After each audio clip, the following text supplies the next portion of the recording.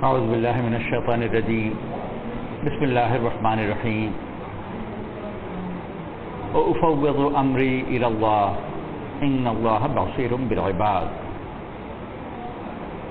وقال رسول الله صلى الله عليه وسلم يا حي يا قيوم برحمتك نستغيث أصلح لنا شأننا كله ولا تكلنا إلى أنفسنا طرفة عين أو كما قال عليه الصلاة والسلام। ছোট বাচ্চাকে নিয়ে মা বাপ সফর করছেন, তো সফরের ট্রেনের গন্ডগোল ইত্যাদি নানান অসুবিধায় মা বাপ নানান পেরেশানির ভিতর, বারবার খোঁজখবর করছেন, অস্থির হচ্ছেন, একজন আরেকজনের সাথে পরস্পরের সাথে পরামর্শ করছেন কি করা যায়। খুবই একটা পেরেশানি হালতের মধ্যে। ছোট বাচ্চা, ওর কোনো পেরেশানি নেই, দিব্যি আরামসে ঘুমাচ্ছে, কখনো জাগে, আঙ্গুল চুষে, আবার খায়, আবার ঘুমায়, এদিক ওদিক তাকায়। তো ওর মা বাপ যে এত পেরেশান, কোনো পেরেশানি ওকে স্পর্শ করছে না, সে তার আরামসে আঙ্গুল চুষছে।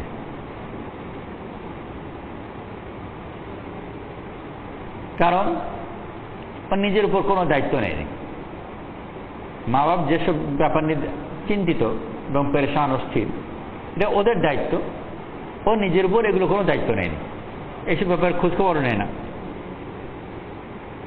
এই ট্রেনে দিকে যাবে, ট্রেন লেট হয়ে যাচ্ছে, পরবর্তী যে ট্রেন ধরার কথা এই ট্রেন লেট হয়ে যাবে, ওই ট্রেন তো ধরতে পারবে না, তো মা যাতে স্টেশন এখন কোথায় থাকবে, কি করবে, এইসব নিয়ে মা বাবা পেরেশান। কারণ সম্ভবত ট্রেন যাচ্ছে না, স্লো যাচ্ছে। কিন্তু বাচ্চা, ও যেহেতু কোনো দায়িত্ব এগুলো ব্যাপারে নেয়নি, তো সে তার আরামসে, সে তার আঙুল চোষার মধ্যেই আছে, এর কোনো দায়িত্ব তার নেই। আল্লাহ তাআলা দুনিয়াতে মানুষকেও পাঠিয়েছেন, আর সে যদি তার যেভাবে চলার কথা, যেটুকু দায়িত্ব তার দায়িত্বে আছে, ওইটুকু নিয়েই যদি সে ক্ষান্ত থাকত, আর যেটা তার উপর নয়, নিষ্প্রয়োজন দায়িত্ব নিজের উপর ও কারণে নিত না, তো প্রত্যেক মানুষের জীবনও ওরকম ওই শিশুর মতো আরামের জীবন হতো, সেও আঙ্গুল চুষে জীবন শেষ করতে পারত। কিন্তু অবুঝ মানুষ নিষ্প্রয়োজন অনেক চিন্তা নিয়ে সে পেরেশান হতে থাকে, যে ব্যাপারে তার করণীয় কিছুই নেই।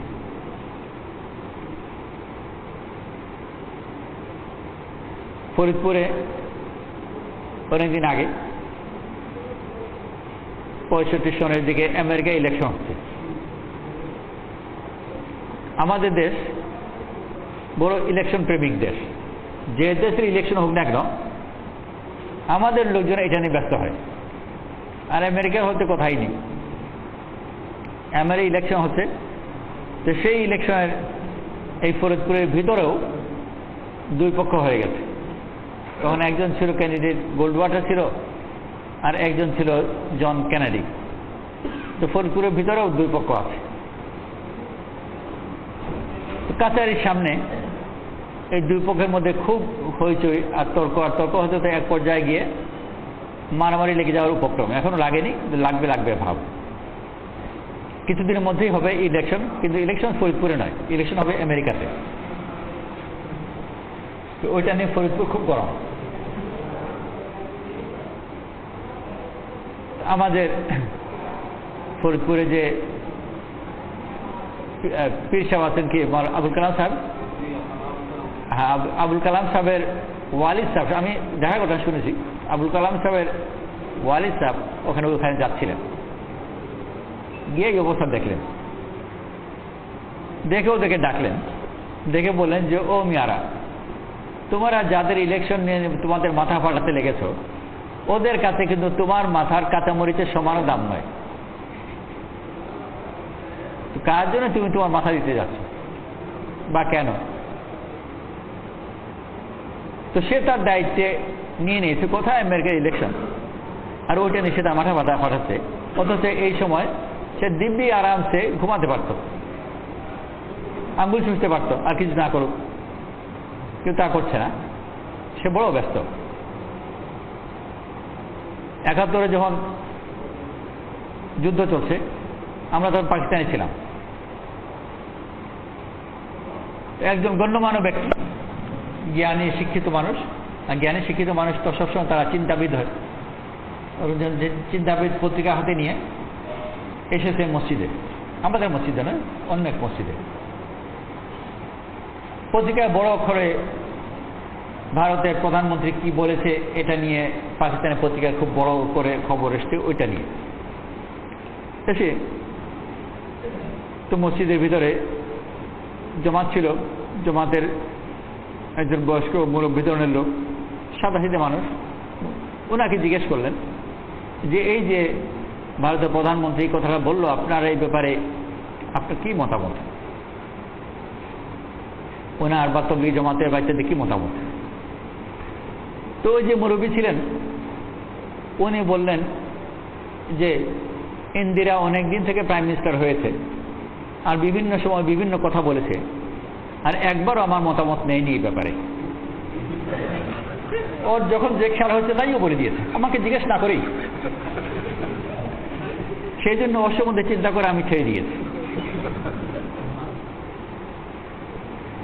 তো ও যদি আমাকে জিজ্ঞেস না করেই তার মতামত প্রকাশ করে দেয়, তো আমি তো রাগ করারই কথা, কেন খামোখা ওর ব্যাপারে চিন্তা করবো? তো উনি বুদ্ধিমান মানুষ ছিলেন, ওর ব্যাপারে চিন্তা করা ছেড়েছেন। কিন্তু অনেকে চিন্তা করা সারা জীবন ছাড়েন, জীবনে একবারও ওকে জিজ্ঞেস করলো না, আর জীবনের শেষ মুহূর্ত পর্যন্ত চিন্তা করতেই থাকলো। ওখানে যদি শেষ হতো তা নয়, কিন্তু বড় আফসোসের কথা হলো যে শুধু চিন্তা করে যে কথা শেষ হতো তা নয়, ওইসব চিন্তা করার কারণে ও সম্পূর্ণ জীবন তো বিড়ম্বনার মধ্যে পড়ে গেছে। সহজে সবসময় নজরে পড়ে না, কিন্তু যদি ভালো করে লক্ষ্য করে দেখবে যে মানুষের সম্পূর্ণ জীবন প্রধান অংশ চিন্তা, ফিকির, দুশ্চিন্তা, ওইসব জিনিসের পেছনে খরচ হচ্ছে যেটা ওর সাথে প্রাসঙ্গিকই ছিল না, ওর কোনো ব্যাপারই নয় ওটা। অন্য জিনিসের মধ্যে এসে তার জীবন শেষ করে দিচ্ছে। এখানে মৌলভীবাজারের এটা শহরতলি, প্রায় এটা শহরের কেন্দ্রও নয়, মাঝখানে মোটামুটি বেয়াবাদ অঞ্চল, প্রায় বস্তি অঞ্চল। এখানেও দেয়ালের মধ্যে ব্রাজিল, আর্জেন্টিনা ইত্যাদি লেখা দেখি, আর নিশ্চয়ই এগুলো কিছু মাথাপাটি হয়ে থাকে। কোথায় ব্রাজিল, কোথায় আর্জেন্টিনা? যারা এখানে এদেরকে নিয়ে মারামারি করছে, মাথা ফাটাচ্ছে, তো ওই জিজ্ঞেস করা যে ব্রাজিল কোথায়, ডানে না বায়ে, উপরে না নিচে, তাও বলতে পারবে না। বলতে পারার কথা নয়, প্রয়োজনও নয়, কিন্তু ওইটা নিয়ে সে বড় চিন্তার মধ্যে, আর এই দুশ্চিন্তার মধ্যে সে তার জীবন শেষ করে দিচ্ছে। তার রক্তচাপ বৃদ্ধি হচ্ছে, তার দিল মধ্যে পেরেশানি আসছে। কি হয়েছে? তার দিলের মধ্যে পেরেশানি হচ্ছে, অস্থির হচ্ছে, আর এমনকি অনেক ঘুমাতেও পারছে না, তো পেরেশান সে। তো যদিও ও প্রধানমন্ত্রীর উক্তি একেবারে অপ্রাসঙ্গিক, যে বুঝতে পারে তার জন্যে, কিন্তু আরেকজনের জন্য সে এটা নিয়ে রাত জাগছে, আর তার কোনো প্রয়োজন ছিল না। অথচ সে মনে করে যে আমি কত গুরুত্বপূর্ণ একটা কাজ করছি, বা কত গুরুত্বপূর্ণ চিন্তা নিয়ে আমি আছি। যদি সে ওই চিন্তাগুলো ছাড়তে পারত, তাহলে সেও আরামে ঘুমাতে পারত। বেসুমার চিন্তা নিয়ে তার ঘুম হারাম হয়েছে, পেরেশান হয়েছে। শুধু যে তাৎক্ষণিকভাবে তার ঘুম হারাম হলো তাই নয়, এই সময় নষ্ট হয়ে যাওয়ার কারণে সে তার নিজের প্রয়োজনীয় কাজ যেগুলো ছিল সেগুলো করতে পারল। ওই ফোরপুরা ওরাই যদি ওই আমেরিকার ইলেকশন নিয়ে ব্যস্ত না হতো, তাহলে চাওয়ালা হতো আর পেলা চা বিক্রি করতে পারতো, তাদের তার 2 পয়সা লাভ হতো। কৃষক একটু হাল চাষ করতে পারত, তারও 2 পয়সা লাভ হতো। আর যদি আল্লাহ তাআলা আরো বেশি জ্ঞান বুদ্ধি দিয়ে থাকে, তো নামাজ পড়তে পারতো, তসবিহ আদায় করতে পারতো, একবার সুবহানাল্লাহ বলতে পারতো। এসব জিনিসগুলো তার জন্য বড় লাভের ছিল। কিন্তু বেকার জিনিসের পেছনে শুধু যে লাভের জিনিসগুলো হারানো তাই নয়, নিজের মধ্যে পেরেশান হয়ে হয়েছে অস্থির।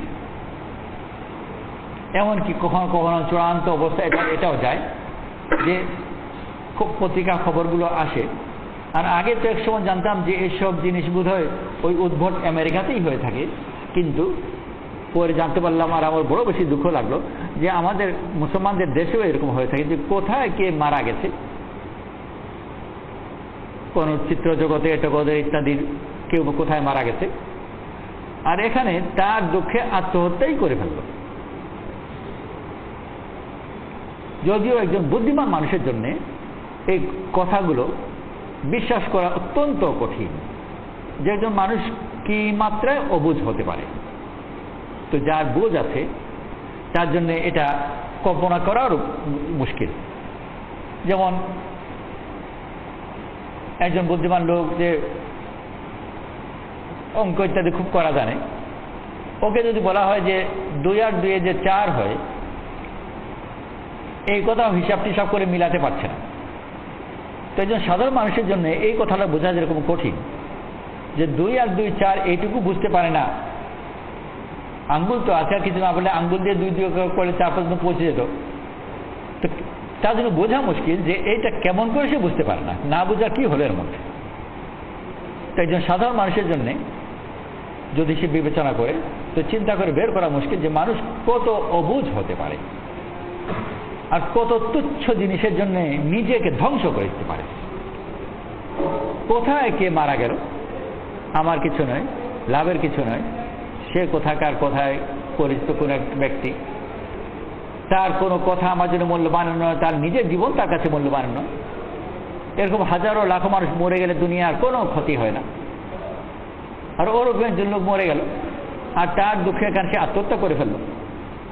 তো আশ্চর্য কথা। আমার সিলেটেরই এখানকার যে ভিতরে বড়লেখা একটা অঞ্চল আছে, ওখানকার আমার আত্মীয় ডাক্তার ইংল্যান্ডে। তো ইংল্যান্ডের ডাক্তার যে জিপি ইত্যাদি বলে একটা অঞ্চলের জন্য কিছু দায়িত্ব থাকে, তারা যে কোনো সময় ওই অঞ্চলের রোগীরা ডাকতে পারে। তো রাত 12টার দিকে তাকে ডেকেছে, গেল একজন মহিলা, একটু বয়স্ক মহিলা। তো গিয়ে বলে কি সমস্যা আপনার? সমস্যা হচ্ছে যে এই কুকুরের হার্ট অ্যাটাক হচ্ছে। ওনার কুকুর, তো কুকুরের হার্ট অ্যাটাকের লক্ষণ, কুকুরকে বড় অস্থির দেখা যাচ্ছে, উনি আশঙ্কা করছেন যে হার্ট অ্যাটাক হয়ে যেতে পারে। তো সেই জন্য ওকে ডেকেছেন। তো বললো যে কুকুরের হার্ট অ্যাটাক হচ্ছে, কুকুরের ডাক্তারকে ডাকবেন, আমাকে কেন ডাকলেন? আমি তো মানুষের ডাক্তার। না না, আপনাকে ডাক্তার যুক্তিসঙ্গত কারণ আছে, কারণ ওই কুকুরের অবস্থা দেখে আমার ভয় হচ্ছে যে আমারও বোধহয় হার্ট অ্যাটাক হয়ে যাবে। তো উনি এই ব্যাপারে খুব চিন্তিত, যে খুব অস্থিরতা লাগছে, আর নিজের হার্ট অ্যাটাকের ভয়ে তো ডাক্তার ডেকেছেন। তো কুকুরের হার্ট অ্যাটাক হয়ে যেতে পারে এই ভয়ে কুকুরওয়ালা নিজেই মরে যাবে এই দুঃখে। এটি সাধারণ মানুষের জন্য কথাটা বোঝা একটু কঠিন। কিন্তু মানুষ যখন অবুঝ হয়, যে কত অবুঝ যে হতে পারে তাও মানুষের জন্য কল্পনা পার হয়ে চলে যায়। কত বেওকুফ যে হতে পারে, কত অবুঝ যে হতে পারে। মানুষ তার মূল্যবান জীবনকে কত তুচ্ছ জিনিসের জন্য যেটা নষ্ট করতে পারে, ধ্বংস করতে পারে, যে অবিশ্বাস্য, কিন্তু মানুষ করছে। আল্লাহ তাআলা আম্বিয়া আলাইহিস সালাতু ওয়াস সালামকে পাঠিয়েছেন দুনিয়াকে থেকে মানুষকে যেন এই তার জ্ঞানহীনতা, তার বুদ্ধিহীনতা, তার নিজের হাত থেকে তাকে যেন উদ্ধার করতে পারে। যদি উদ্ধার করে তো আল্লাহ তাআলা সবার জন্য হায়াত তাইয়্যিবার ওয়াদা করেছেন। আগে থেকে মানুষকে দুনিয়াতে পাঠাবার আগে প্রত্যেক ব্যক্তির জন্য তার জীবন নির্ধারিত পথ এবং সেই পথের প্রান্ত বড় ভালো সুন্দর জান্নাত সৃষ্টি করেছেন, আর তাকে তার পথ নির্ধারণ করে দিয়েছেন। আর যে পথে চলবার জন্য তাকে কোনো ধরনের কোনো পরিশ্রম করতে হবে না।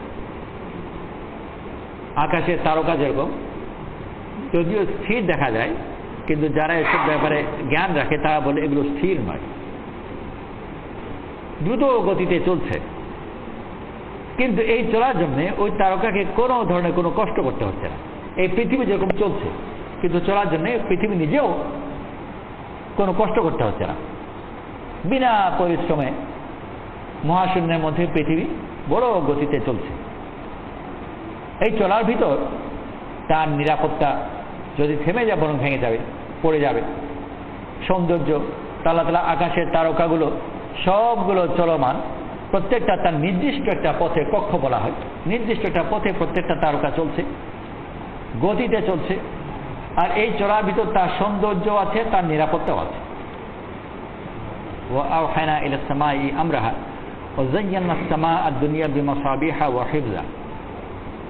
আল্লাহ তাআলা আকাশকে তার আদেশ দিয়েছেন, গ্রহ নক্ষত্র প্রত্যেকটাকে তার আদেশ দেওয়া হয়েছে, আর এই আদেশগুলো তারা পালন করছে। আর এর ভিতর দিয়ে আল্লাহ তাআলা আকাশের সৌন্দর্যও দিয়েছেন, নিরাপত্তাও দিয়েছেন। ওই তারকাগুলো যে নিজ নিজ কক্ষে চলছে, এই চলার মধ্যে গোটা আকাশের সৌন্দর্য আছে, নিরাপত্তাও আছে।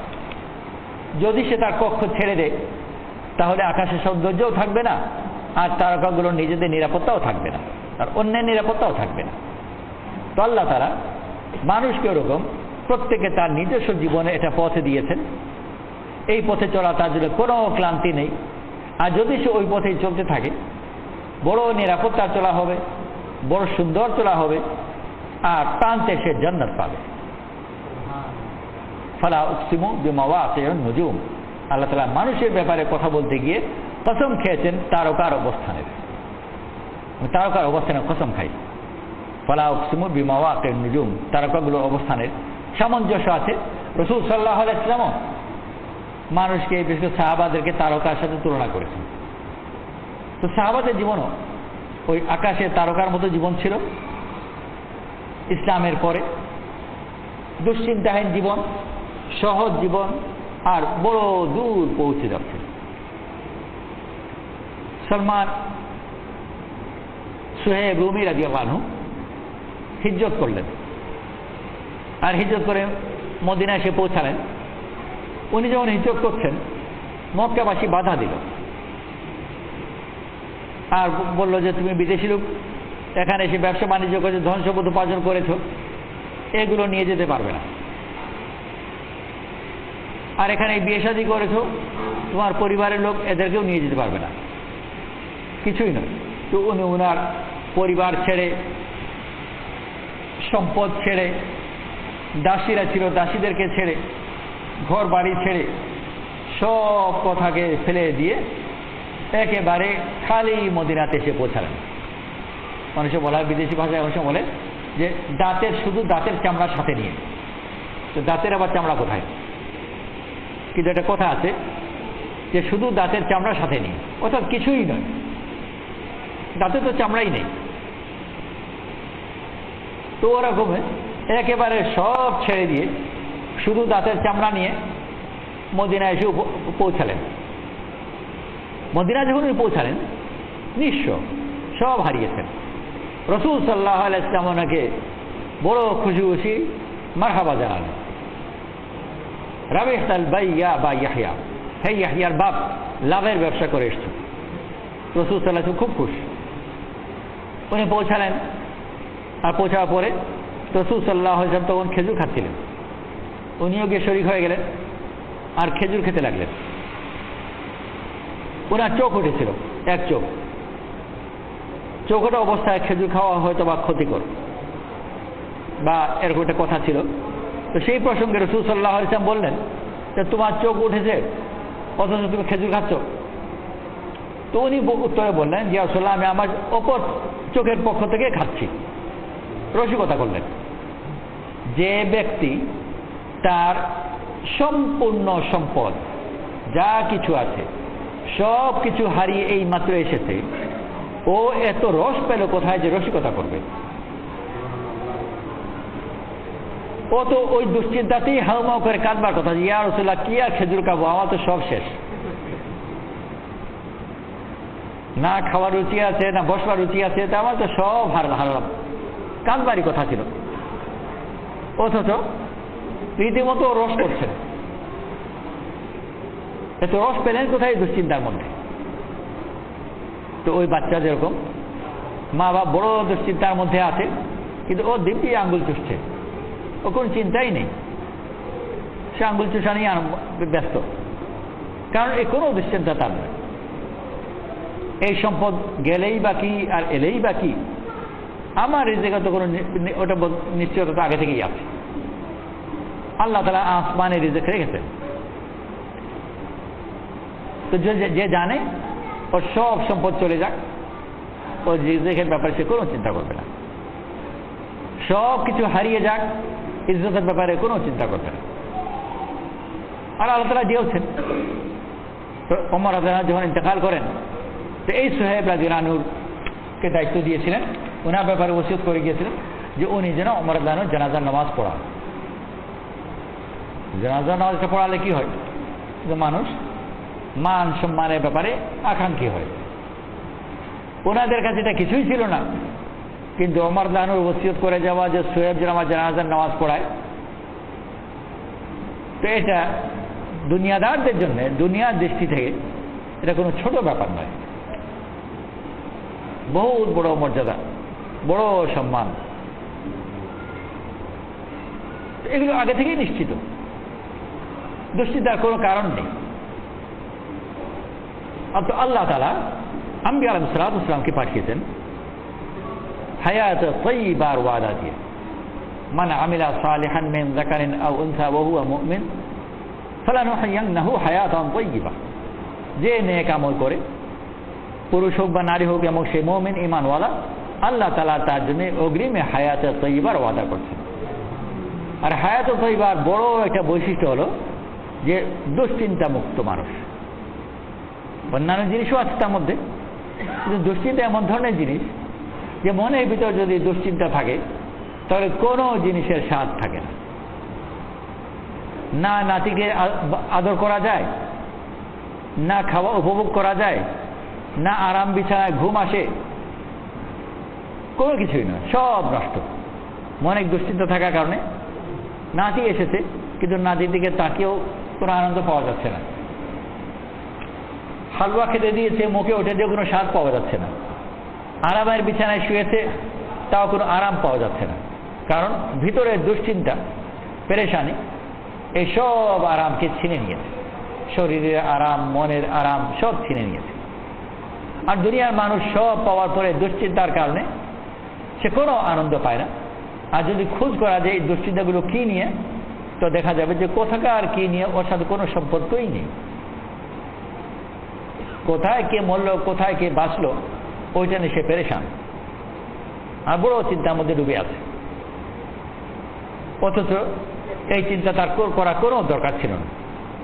আল্লাহ তাআলা আম্বিয়া আলাইহিস সালাতু ওয়াস সালামকে পাঠিয়েছেন মানুষকে যেন তার কাজের দিকে তাকে ডাকা হয়। তুমি তোমার করণীয় যেটা, তোমার যে চিন্তা করবার, সেই চিন্তা তুমি করা শিখো, আর দুনিয়ার সব অহেতুক চিন্তা থেকে নিজেকে মুক্ত করো। আর মানুষের প্রত্যেকে আল্লাহ তাআলা যেটুকু করবার দিয়েছেন ওইটা বড় সহজ, আর ওইটা তার কোনো পরিণতির কাজ নয়। উপস্থিত কিছু জিনিস বড় সহজে করে নাও, যেটা একজন বুদ্ধিমানের কোনো বুদ্ধিরও প্রয়োজন হয় না, দেহের শ্রমেরও প্রয়োজন হয় না। আল্লাহ তাআলা যে আহকাম দিয়েছেন প্রত্যেকে বড় সহজভাবে সেই হুকুমগুলো আদায় করে নিতে পারে। যদি করতে পারে, আল্লাহ তাআলা ওয়াদা করেছেন যে আল্লাহ তাআলা তাকে ভালো জীবন দান করবেন, কোনো মুসিবত তাকে স্পর্শ করবে না। বদরের সময় প্রস্তুত ছিলেন না, হঠাৎ করে বদরে এই ঘটনা সামনে চলে এলো। রাসূল সাল্লাল্লাহু আলাইহি ওয়াসাল্লাম বদর ময়দানে যখন গিয়েছিলেন, তো মক্কার বাহিনীর সাথে মোকাবেলা করার জন্য কোনো প্রস্তুতি নিয়ে যাননি, এটা ধারণার মধ্যেও ছিল না।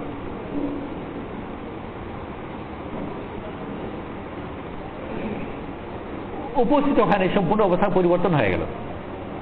আর রাসূল সাল্লাল্লাহু আলাইহি ওয়াসাল্লাম মুসলমানদেরকে নিয়ে 313 জন, অস্ত্র কিছু হাতে নেই, একেবারে নগণ্য। সম্ভবত 2খানা মাত্র তলোয়ার ছিল, 8টা বর্শা ছিল, এইটুকু অস্ত্র, অর্থাৎ কোনো অস্ত্রই নেই।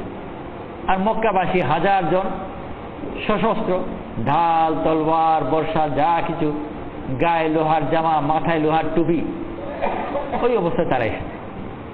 সম্পূর্ণ অবস্থা রাসূল সাল্লাল্লাহু আলাইহি ওয়াসাল্লাম জানালেন, এই অবস্থা কি করো, তখন আমরা কি করবো? আবু বকর সিদ্দিক রাদিয়াল্লাহু আনহু উত্তর দিলেন, ইয়া রাসূলুল্লাহ, আপনি যা বলেন আমরা প্রস্তুত, পুরা তৈয়ার। আবু বকর সিদ্দিক রাদিয়াল্লাহু আনহুর মধ্যে কোনো পেরেশানি, কোনো অস্থিরতা নেই, পুরা তৈয়ার। রাসূল করিম সাল্লাল্লাহু আলাইহি ওয়াসাল্লাম এই কথা আবার রাখলেন, আবার আবু বকর সিদ্দিক রাদিয়াল্লাহু আনহু বললেন, ইয়া রাসূলুল্লাহ, আমরা সম্পূর্ণ প্রস্তুত। আবার রাসূল সাল্লাল্লাহু আলাইহি ওয়াসাল্লাম রাখলেন, আবার আবু বকর সিদ্দিক রাদিয়াল্লাহু আনহু একই উত্তর দিলেন। রাসূল সাল্লাল্লাহু আলাইহি ওয়াসাল্লাম একই প্রশ্ন আবার করলেন। তখন সাদ ইবনে উবাদা রাদিয়াল্লাহু আনহু, আনসারী, হযরত ওমর সরদার, উনি বললেন, ইয়া রাসূলুল্লাহ, বারবার প্রশ্ন করাতে মনে হয় যে আপনি বোধহয় আমাদের কাছ থেকে, অর্থাৎ তাদের কাছ থেকে কিছু শুনতে চান। আমরা আপনাকে নবী হিসেবে গ্রহণ করেছি, আর আপনাকে এখানে মদিনায় আমরা এনেছি। এখন এই কথা নয় যে মদিনার ভিতরে লড়াই হলে আমরা আপনার পাশে দাঁড়াবো, আর মদিনার বাইরে লড়াই হলে আমরা যাব না, এমন নয়। বরং মদিনার ভিতরে হোক আর মদিনার বাইরে হোক, আমরা আপনার সাথে লড়ব। আমরা মূসা আলাইহিস সালামের কওমের মতো না, যারা বলেছিল আযহাবা আনতা ওয়া রাব্বুকা ফাকাতিলা ইন্না হাহুনা কাঈদুন, তুমি আর তোমার রব যাও, আর তোমরা যুদ্ধ লড়ো গিয়ে, আর আমরা এখানে বসে থাকলাম। মূসা আলাইহিস সালামের কওম ওনাকে এই কথা বলেছিল। বরং আমরা বলবো আনতা রাব্বুকা ফাকাতিলা ইন্না মাআকুমা মুকাতিলুন, আপনিও আপনার রব যান এবং আমরাও আপনার সাথেই লড়ব। যে মাল আপনি আমাদের কাছ থেকে নিয়ে নিয়েছেন, ওই সম্পদ আমাদের কাছে, যে সম্পদ রয়ে গেছে তার চেয়ে বেশি প্রিয়, ওইটা আমাদের কাছে বেশি আনন্দের। যে আত্মীয়তা আপনি রাখতে বলেন সেই আত্মীয়তা রাখবো, যে আত্মীয়তা কেটে দিতে বলেন সেই আত্মীয়তা কেটে দেব, সম্পর্ক রাখবো না। যদি পাহাড় থেকে ঝাঁপ দিতে বলেন, পাহাড় থেকে ঝাঁপ দেব। যদি বরক গিমাদে, ইয়েমানের একটা নাম করা পুকুর ছিল অনেক দূর ইয়ামান, বরক গিমাদে চলে যেতে বলেন, উঠে নাক উঁচু করে বরক গিমাদে চলে যাব। রাসূল সাল্লাল্লাহু আলাইহি ওয়াসাল্লাম উত্তর শুনে সন্তুষ্ট হলেন, এটাই চাচ্ছিলেন। বলছেন কি, যার মাথার উপর বিশাল বাহিনী ঢাল তলোয়ার নিয়ে আক্রমণ করছে আর ওনার কাছে কোনো অস্ত্র নেই, সেই অবস্থায় এত সাহিত্য রস পেলেন কোথায়? রাসূল সাল্লাল্লাহু আলাইহি ওয়াসাল্লাম যে প্রশ্নগুলো করলেন, সে প্রশ্নের মধ্যে কি ইঙ্গিত, সে ইঙ্গিত বুঝলেন। ইঙ্গিত বুঝে লম্বা একখানা উত্তর দিলেন, যে উত্তর, মূল উত্তর যদি বাদও দেওয়া যায়, কোন একজন কবি যদি শুধু কাল্পনিকভাবে এই কথাগুলো বলতে পারে, তাও নিজেকে ধন্য মনে করবে। এত সুন্দর কথা সাজাতে পারলাম। সাদ ইবনে উবাদা রাদিয়াল্লাহু আনহু যুদ্ধের ময়দানে যে ভাষায় উনি ভাষণ দিচ্ছেন, তো শান্ত অবস্থায় মানুষ নার্ভাস হয়ে তার ভাষণ এলোমেলো হয়ে যায়।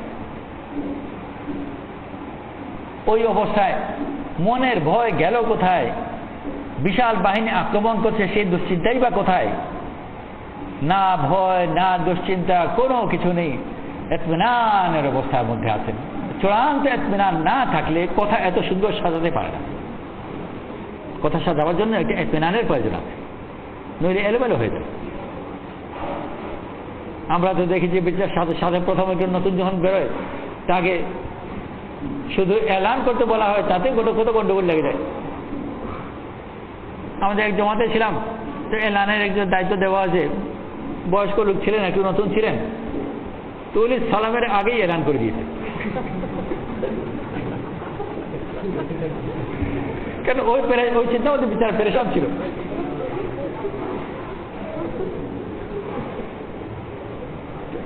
দুই সালাম নয়, এক সালাম করেছে, আর আরেক সালামের জন্য ধৈর্য থাকেন।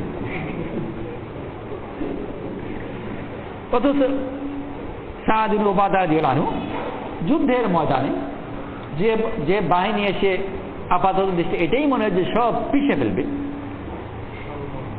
তার সেই অবস্থায় এত ইতমিনানের মধ্যে আছে।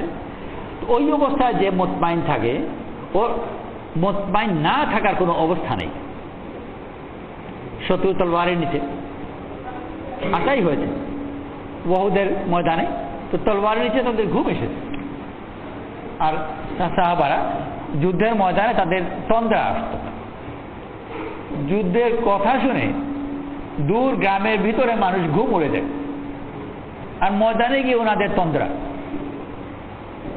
কোরআন শরীফে উল্লেখ আছে, যখন তন্দ্রা এলো, কেন? যে আল্লাহ তারা দিল থেকে ভয় দুশ্চিন্তা সব দূর করে দিয়েছে। কেন দূর হলো? যে সম্পূর্ণ নিজেকে আল্লাহ হাতে সুপুর্দ করতে শিখেছেন। উফাউযু আমরি ইলাল্লাহ, আমি আমার সব ব্যাপার তোমার হাতে সুপুর্দ করলাম। রাসূল করিম সাল্লাল্লাহু আলাইহি ওয়াসাল্লাম শোয়ার আগে যেসব দোয়া করতেন তার মধ্যে কখনো কখনো এই দোয়া করতেন, আসলামতু নাফসি ইলাইক ওয়া ফাওয়াদতু আমরি ইলাইক, আমি আমার সব ব্যাপার তোমার হাতে সুপুর্দ করে শোনাও। আল্লাহর হাতে যদি সব ব্যাপার সুপুর্দ হয়ে যায় কোনো চিন্তার দরকার নেই।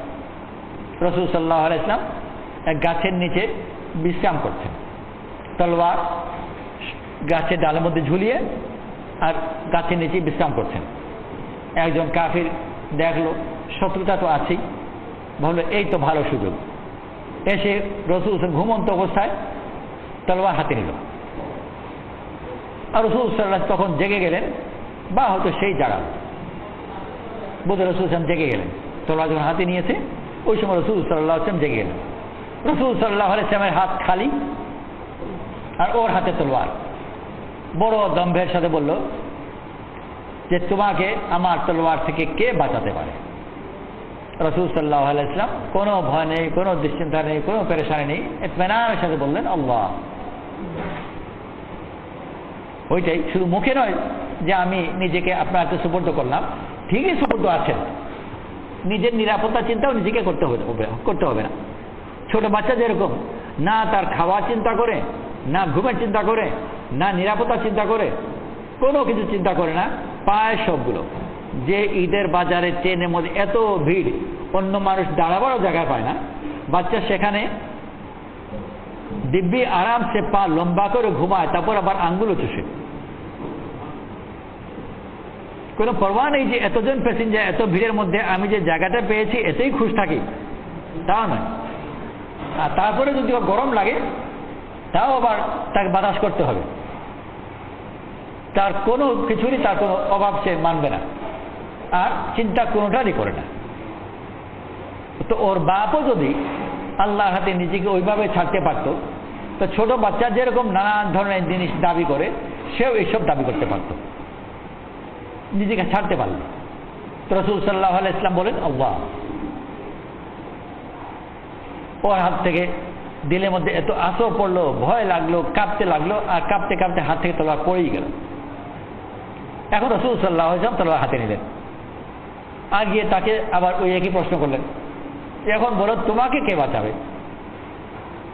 তো সে তো আর আল্লাহর বাঁচাবে এই কথা জানে না, সে রাসূল সাল্লাল্লাহু আলাইহি ওয়াসাল্লামের কাছে জীবন ভিক্ষা করতে চাইল। কুন খায়রা আখিযিন, উত্তম অস্ত্রধারী হও, অর্থাৎ আমাকে মাফ করে দাও। রাসূল সাল্লাল্লাহু আলাইহি ওয়াসাল্লাম কলিমার দাওয়াত দিলেন, ওইটা সে কবুল করলো না, কিন্তু এইটা ওয়াদা করলো যে আমি আপনার বিরুদ্ধে লড়বো না, আর আপনার বিরুদ্ধে যারা লড়ে তাদের সাহায্য করবো না। তো রাসূল সাল্লাল্লাহু আলাইহি ওয়াসাল্লাম ছেড়ে দিলেন। তো শত্রু তলোয়ার হাতে নিয়ে আর বলছে তোমাকে কে বাঁচাবে, কিন্তু রাসূল সাল্লাল্লাহু আলাইহি ওয়াসাল্লাম কোনো পেরেশানি নেই, পুরা মুতমাইন। তো বান্দা যদি নিজেকে মালিকের হাতে ছাড়তে পারে তার কোনো চিন্তার দরকার নেই, আর সব বিলাসিতা সে করতে পারবে, যে কোনো সময় যে কোনো দাবি সে করতে পারবে, কারণ নিজের উপর সে নির্ভরশীল নয়। বাচ্চারা যেরকম যখন তখন দাবি করে, কোনো কিছু পরোয়া করে না। মাঝ রাতে এই সিলেটে আমার বোনের নাতি তোরা থাকে ঢাকায়, ছুটিতে এসেছে, মাঝ রাত উঠে বলে রসগোল্লা খাবো। ঘুম পাড়াবার নানান চেষ্টা করা হলো, মনে হয় যে ভুলে গেছে, ও না এটা দিয়ে ওটা দিয়ে ভোলায়, মনে হয় ভুলে গেছে, কিছুক্ষণ পর আবার বলে রসগোল্লা। তো শেষ পর্যন্ত ওই মাঝরাতেই মিষ্টিওয়ালার দোকান কোথায় বাড়ি জানা ছিল, বাড়িতে লোক পাঠিয়ে, দাদি তো আর সবসময় থাকে না, তো সেই জন্য ওর আবদার পুরা করবে। তো ওই রাতে মিষ্টিওয়ালার বাড়িতে লোক পাঠিয়ে তাকে ওখান থেকে তুলে নিয়ে দোকানে গিয়ে মিষ্টি নিয়ে এসে তো রাত 2:30-3টার সময় রসগোল্লা খাওয়ানো হলো। ও জেগে আছে, ওটা রসগোল্লা খাবেই। যেহেতু কিভাবে রসগোল্লা পাওয়া যায় ওটা ও কোনো চিন্তা নিজের দায়িত্বে নেয়নি, সে যখন তখন সে যে কোনো দাবি করতে পারে। যে নিজের দায়িত্ব মনে করে ও তো অনেক চিন্তা করবে, এই তো রাতে রসগোল্লা কোথায় পাবো, কি করব, কিন্তু যে এগুলো কোনো চিন্তা করে না, ও যে কোনো দাবি করতে পারে। যে কোনো দাবি যার পুরা করো সে করবে। আবু যর গিফারী রাদিয়াল্লাহু আনহু ওনার জীবনের শেষ মুহূর্তগুলো, ওনার স্ত্রী ওনার পাশে বসে কাঁদছেন। উনি জিজ্ঞেস করলেন, কেন কাঁদছ? তো বললেন যে কাঁদবো না, আপনি মারা যাচ্ছেন, আর এই নির্জন জায়গায় দফন কাফনি বা কে করবে? জানাজা ইত্যাদি ব্যাপার তো আছেই, এছাড়া পাহাড়ি অঞ্চল, পাথর মধ্যে কবর করাও মুশকিল, পাথর কেটে কবর বানানো, আর দফন কাফন কেই বা করবে? অন্য কেউ নেই, নির্জন জায়গা। আবু যর গিফারী রাদিয়াল্লাহু আনহু বললেন যে তুমি কোনো চিন্তা করবে না, একটা কাফেলা আসবে, তারা আমার দফন কাফনের বন্দোবস্ত করবে, তোমার কোনো চিন্তা নেই। উনিও বাস মুতমাইন হয়ে গেলেন, কোনো চিন্তা নেই। কেন? রাসূল সাল্লাল্লাহু আলাইহি ওয়াসাল্লাম, আমরা 4 জন ছিলাম, আবু যর গিফারী রাদিয়াল্লাহু আনহু বলছিলেন আমরা 4 জন ছিলাম। রাসূল করিম সাল্লাল্লাহু আলাইহি ওয়াসাল্লাম বললেন, তোমাদের মধ্যে একজন নির্জন জায়গায় ইন্তেকাল করবে, আর একটা কাফেলা এসে তার দফন কাফনের বন্দোবস্ত করবে। বাকি 3 জন ইন্তেকাল করেছে, নির্জন জায়গায় কেউ করেনি, আমি সেই যে নির্জন জায়গায় করছি। তার মানে ওই কথা আমার ব্যাপারে বলা হচ্ছে, একটা কাফেলা এসে ইন্তজাম করবে। ওনার বিবিও ওরকম, উনি গিয়ে, স্বামী এখানে মারা যাচ্ছে, উনি গিয়ে বড় হাঁড়িতে রান্না বসিয়ে দিলেন, মেহমান আসবে। মেহমান নেওয়াজ ছিলেন, সারা জীবন এটাই শিখেছেন। তো মরুক আর বাঁচুক, মেহমানকে তো মেহমানদারি করবেই। উনি গিয়ে হাঁড়ি বসালেন মেহমানদারির জন্যে, মেয়েকে হাঁড়ির কাছে রেখে, আর বাইরে গিয়ে একটু উঁচু জায়গা ছিল, ওখান থেকে তাকাচ্ছেন যে দেখি কাফেলা কোথায় আসে। যদিও নির্জন জায়গা, ওটা কোনো মানুষের যাওয়া আসার পথ নয়, কিন্তু জানছেন আসবেই। আব্দুল্লাহ বিন মাসউদ রাদিয়াল্লাহু আনহু ওনার জামাত সহ এলেন। আল্লাহ তাআলা ওনার জানাজা নামাজ পড়াবো যে শুধু যে পাঠাচ্ছেন তাই নয়, বরং উম্মতের বলা যেতে পারে যে সবচেয়ে বড় ফাকিহকে ওনার জানাজার জন্য পাঠানো হয়েছে ওই নির্জন জঙ্গলের ভিতরে। উনি এসে ওনার সঙ্গী সহ বললেন যে আপনি কোনো চিন্তা করবেন না, আপনার দফন কাফনে আমরা বন্দোবস্ত করব। আবু যর গিফারী বললেন যে ঠিক আছে, আর মনে মনে বললেন তুমি আর কি বলবে, আমার তো আগে থেকে জানানো তো হয়েইছে। যখন বলে যে দফন কাফনে আমরা বন্দোবস্ত করব, আবু যর গিফারী রাদিয়াল্লাহু আনহু আজই বড় কঠিন একটা শর্ত লাগালেন ওনার দফনের ব্যাপারে, ওনার জানাজা কাফনের ব্যাপারে। আজকালকার কেউ যদি বলে যে আমার কাফন তো দেবে, কিন্তু এটা যেন সোনা সুতার হয়, তো সেই রকম একটা আজীব শর্ত লাগালেন। শর্তটা হচ্ছেই যে এমন কেউ যেন আমাকে কাফন না দেয় যে কখনো আমির হয়েছে অথবা আমিরের পক্ষ থেকে তার প্রতিনিধি হিসেবে কাজ করেছে, কারণ ওনার সব আমিরদের ব্যাপারে উনি বড় সন্দিহান। এরা কিনা করে হালাল না হারাম ঠিক নাই। সেই জমানা সাহাবাদের আমিরদের সম্বন্ধে ওনার এই সন্দেহ। তো আমির যে হয়েছে অথবা আমিরের পক্ষ থেকে যে কোনো দায়িত্ব পালন করেছে, এরকম কারো দেওয়া কাফন আমি কবুল করবো না। তো মনে হবে যে নির্জন জায়গায় মারা যাচ্ছেন, কাফন পাচ্ছেন এটাই বেশি, তারপর আবার এরকম কঠিন শর্ত লাগাচ্ছেন। কিন্তু উনি জানেন যে আমার যা ইচ্ছা শর্ত লাগাতে পারি, আল্লাহ তাআলা ওয়াদাবদ্ধ, দিতে হবে, এটা আগে তো ওয়াদা করা আছে। তখন আমি যা ইচ্ছা শর্ত লাগাই, তো উনি ইচ্ছা মতো শর্ত লাগাচ্ছেন।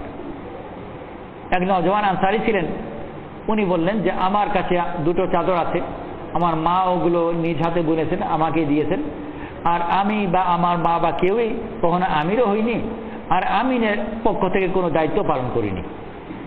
উনিও কবুল করেন যে ঠিক আছে। তো সেই চাদর দিয়ে ওনাকে কাফন পরানো হলো, আর জানাজার দফন ইত্যাদি করা হলো। এই সব কিছু বুনিয়াদ একটা জিনিস যে আমার নিজের কোনো দায়িত্ব নয়, অন্যের দায়িত্বে, আর আমি তার ওয়াদার মধ্যে আছি।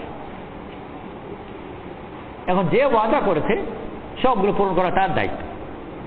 পাঁচ রাসূল সাল্লাল্লাহু আলাইহি ওয়াসাল্লাম সারা জীবন এই একই মেহনত করেছেন যে বান্দাকে এই কথা বোঝানো যে তুমি নিজ দায়িত্ব ছেড়ে দাও আর মালিকের ওয়াদার মধ্যে চলে আসো।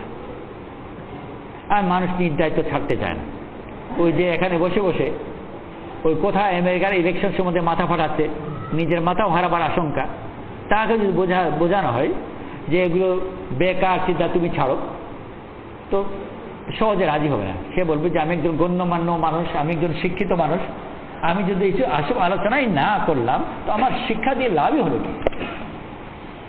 আমি এত শিক্ষিত মানুষ, আমার তো চিন্তা করতেই হবে। তো সে চিন্তার বড় দায়িত্ব নিয়েছে, কারণ সে শিক্ষিত মানুষ, সে গণ্যমান্য মানুষ।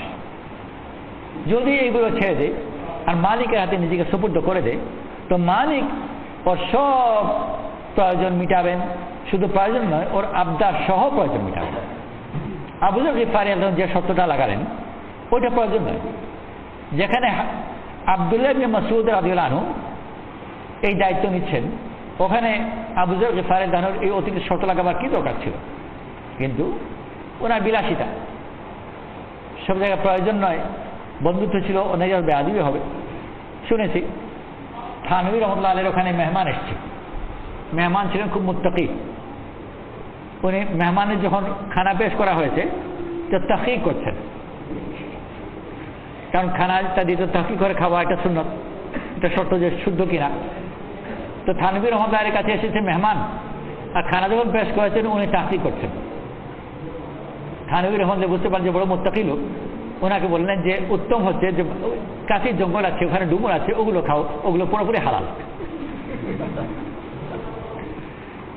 কাছের জঙ্গলি ডুমুর, ওগুলো হালাল, ওগুলো খাও, কোনো তাহকিকের দরকার পড়বে না। তো আব্দুল্লাহ ইবনে মাসউদ রাদিয়াল্লাহু আনহু আছেন ওখানে। আবু যর গিফারী রাদিয়াল্লাহু আনহু যদি এনাদের মধ্যে এই কথা, সমাজ কথা একে প্রযোজ্য নয়, এই জন্য যে নিজেদের মধ্যে মহাব্বত, সুসম্পর্ক ইত্যাদি আছে, আর আবু যর গিফারী রাদিয়াল্লাহু আনহু ইনাদের হায়াতে থাকতে ইনাদেরকে হামেশা ঠকেছেন, এটা করবে না, ওটা করবে না। আর ওনারা এই কথাগুলোকে মূল্যও দিয়েছেন, কদরও করেছেন ওনার এই শাসনকে। তো সেই হিসাবে উনি শত লাগালেন, রীতিমতো একটা রুহানি বিলাসিতা বলা যায়। বিলাসিতা নানা ধরনের আছে, এই দুনিয়ার যেরকম খাওয়া দাওয়া পড়ার ব্যাপারে বিলাসিতা আছে, তো ওনার সেটা রুহানি বিলাসিতা, সেই বিলাসিতা করলেন। আল্লাহ তাআলা ওনার সেটাকেও পুরা করলো। সব কথা দুনিয়া যে আমি একজনের ওয়াদার মধ্যে আছি, আমার সব আবদার পুরা করতে হবে। নিজেকে যদি কেউ এই ওয়াদার মধ্যে ছেড়ে দিতে পারে, এরপরে যা ইচ্ছা সে বিলাসিতা করবে। দুনিয়াতে বিলাসিতা করবে, মর্তবে বিলাসিতা করবে, কবরে গিয়ে বিলাসিতা করবে, হাসর ময়দানে বিলাসিতা করবে, সব জায়গায় করবে। কারণ এটা ওয়াদাবাদ, কারণ ওয়াদার ভিতরে সে চলে এসছে। আল্লাহ তাআলা বড় মেহেরবানি করে আমাদেরকে দিন দিয়েছেন, আমরাও যেন নিজ দায়িত্ব ছেড়ে দিয়ে মালিকের ওয়াদার মধ্যে চলে আসি। এই জন্যে মালিক তার ওয়াদা করে কিছুর বিনিময়ে, সেটা কি? যে তুমি নিজেকে সম্পূর্ণ আমার হাতে ছেড়ে দাও। তোমার চিন্তা, তোমার পরিকল্পনা, তোমার দাবি, তোমার চেষ্টা, সব কিছু তুমি আমার ওয়াদার হাতে ছেড়ে দাও। এটাকে তাফওয়ীদ বলে। উফাউযিদু আমরি ইলাল্লাহ, আমি আমার সব ব্যাপার তোমার হাতে ছেড়ে দিলাম। যে ছেড়ে দেয়, ওর সামনে যা কিছু আসুক না কেন, সে এই ব্যাপারে কোনো ইতস্তত কিচ্ছু করে না, যে আমি তৈয়ার। মুহূর্তে তার সব ধন সম্পদ নষ্ট হয়ে গেল, সেই কথা বলবে না যে হায়। আর যদি বলে হায় কিল, তো যার সাথে ওয়াদা করেছে সে বলবে যে তুমি ওয়াদা ভঙ্গ করেছো, আমিও যে গেলাম, তুমি কেন হায় বললে? তোমার কোনো দায়িত্ব নেই। জাহাজ ডুবে না ভাসে, তোমার বাড়িতে আগুন লাগে কি না লাগে, তোমার মাঠে ফসল পাকে না ফসলে আগুন লেগে যায়, তোমার এ ব্যাপারে কোনো দুশ্চিন্তার দরকার নেই, কোনো হায় বলার দরকার নেই। যদি তুমি হায় বলো, সেটা তুমি ওয়াদা খেলাফ করেছো। আর তুমি যদি ওয়াদা খেলাফ করো, তাহলে এই পক্ষ থেকে ওয়াদা কতটুকু থাকবে? তো সাহাবারা এই সব অবস্থায় মুতমাইন থাকা শিখেছে। আল্লাহ তাআলা বিভিন্ন অবস্থা দিয়ে তাদেরকে দেখেছেন। শত্রুর মোকাবেলায়, সমুদ্রের মোকাবেলায়, পেছনের শত্রু, দুশ্মন, সামনে সমুদ্র, কিন্তু সব জায়গায় মুতমাইন। আল্লাহ তাআলাও ওয়াদা করেছে যে তুমি আমার ওয়াদার মধ্যে, কারণ তুমি নিজেকে সম্পূর্ণ আমাকে সুপুর্দ করেছো। তো ভাই আল্লাহ তাআলা আমাদেরকে দাওয়াত দিচ্ছেন আমরা যেন আল্লাহর হাতে নিজেকে সুপুর্দ করি। যে সুপুর্দ করতে পারে, আল্লাহর আদেশ পালন করতে পারে, আল্লাহ তাআলা তার কাছে ওয়াদাবদ্ধ যে আল্লাহ তাআলা তাকে দুনিয়াতেও ভালো জীবন দেবেন, আখিরাতেও ভালো জীবন দেবেন। আমরা তৈয়ার ইনশাআল্লাহ? এই যে সবাই নিয়ত করি ইনশাআল্লাহ, যে তিন চিল্লার ব্যাপার নেওয়ার পরে নিয়ত করি ইনশাআল্লাহ যে আমি আমার সম্পূর্ণ বাকি জীবন আমার পরিকল্পনা মতো, আমার চিন্তা মতো নয়, বরং আল্লাহ তাআলার পছন্দ মতো জীবন চালাবো। কেন ইনশাআল্লাহ? একে তো ওয়াদা করি, আর ওয়াদাকে প্রকাশ করি যে এখন থেকে আমি ওয়াদাবদ্ধ কথার উপর যে আমার জীবনের পরিকল্পনা আমি করব না, আমি আল্লাহর হাতে আমি সুপুর্দ করে আমি চলবো। আল্লাহ তাআলা আমাকে যখন যেভাবে চালান সেইভাবে তখন চলবো। বলি ভাই ইনশাআল্লাহ।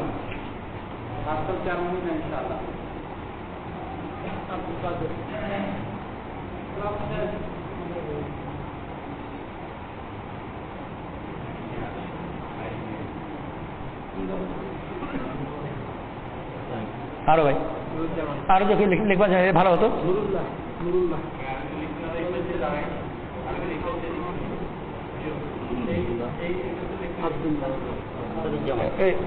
এদিকে চলে আসুন এখানে।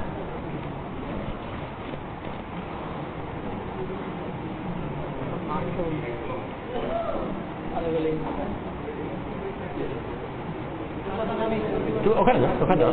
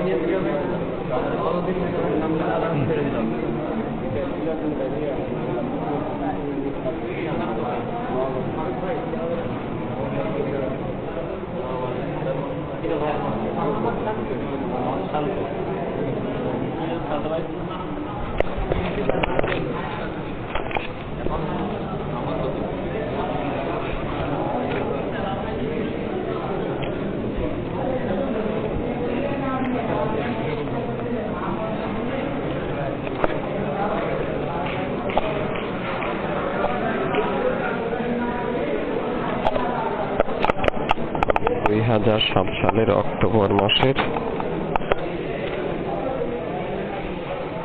8 তারিখ সোমবার 25শে রমজান